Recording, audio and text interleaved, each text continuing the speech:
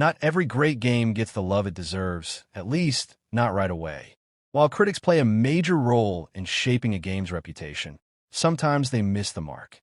Whether due to technical flaws, misunderstood mechanics, or simply being ahead of their time, these games didn't receive glowing praise at launch, but players saw something more. In this video, we look at 18 games the critics got wrong, games that were panned, ignored, or scored too harshly, only to become cult favorites or earn renewed respect over time. If you judge these based on reviews alone, you might have missed out on some truly memorable experiences. Let's dive in.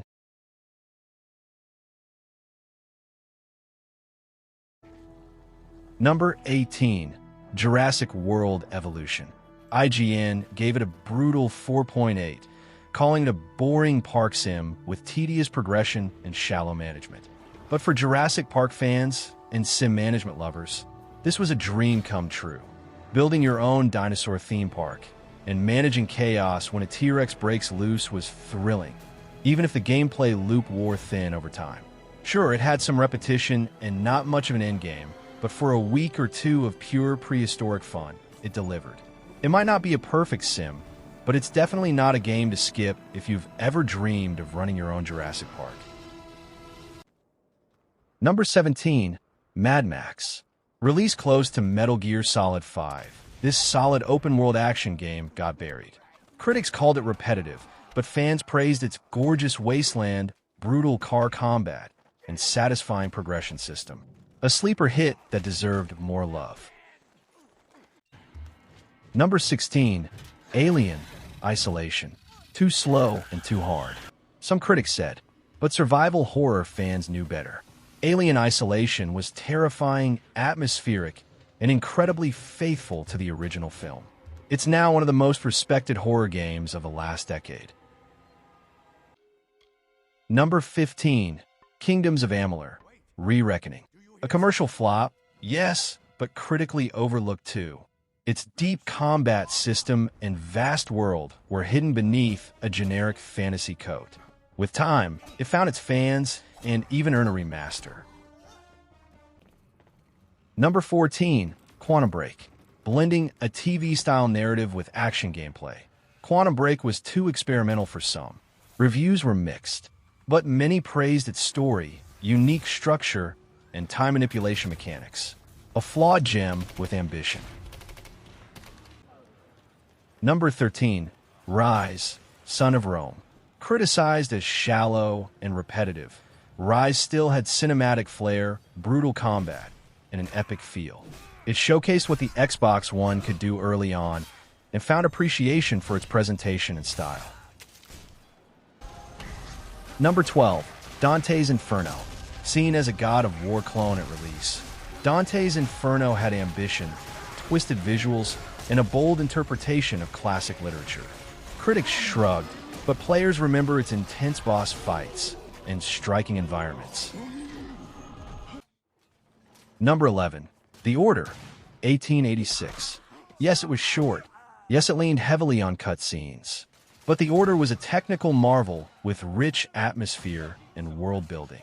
Critics focused on length, but fans remember it as a visually stunning experience that could have used a second chance. Number 10, Terminator: Resistance. Critics didn't expect much and score it low, but fans of the franchise appreciated its loyalty to the source material, immersive atmosphere, and surprisingly heartfelt moments. A solid shooter that deserved better. Number 9, Spider-Man: Web of Shadows. Overshadowed by later Spidey games, this one offered gritty storytelling, a symbiote twist, and free-form combat. Critics were mixed, but fans call it one of the best pre-Insomniac Spider-Man experiences. Number 8, Alpha Protocol. Slammed for its bugs and lack of polish, Alpha Protocol was dismissed at launch, but its branching narrative and player-driven dialogue system were way ahead of their time. A true spy RPG with consequences that mattered. Gamers saw what critics didn't. Number 7, Days Gone. Overshadowed by the Last of Us series, critics called it derivative and bloated, but fans connected with its emotional story, immersive open world, and tense horde mechanics. Over time, it built a loyal fan base who still call it underrated. Number 6, Urban Reign. Low critic scores didn't stop fans from enjoying this deep, combo-heavy game. With a large roster, huge move list, and Tekken-style action, this hidden gem had surprising depth beyond its budget appearance. Number 5, Remember Me. Critics called it forgettable, but the game's futuristic art design, memory manipulation mechanics, and strong female lead gave it lasting appeal. It wasn't perfect, but it was fresh and visually inspired.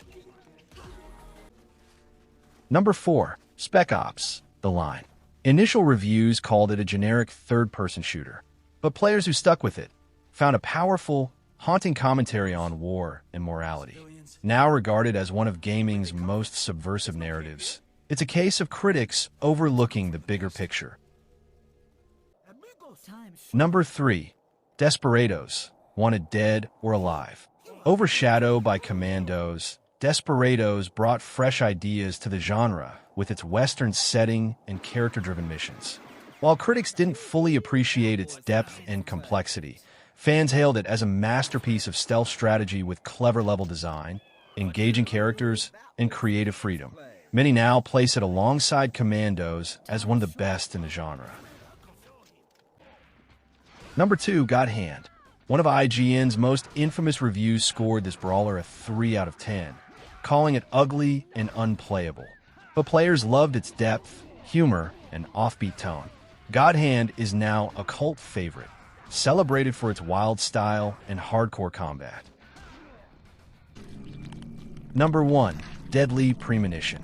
Critics called it a technical mess with awkward controls, clunky combat, and janky visuals. But beneath the surface lay one of the most unique and bizarrely charming mystery games ever made.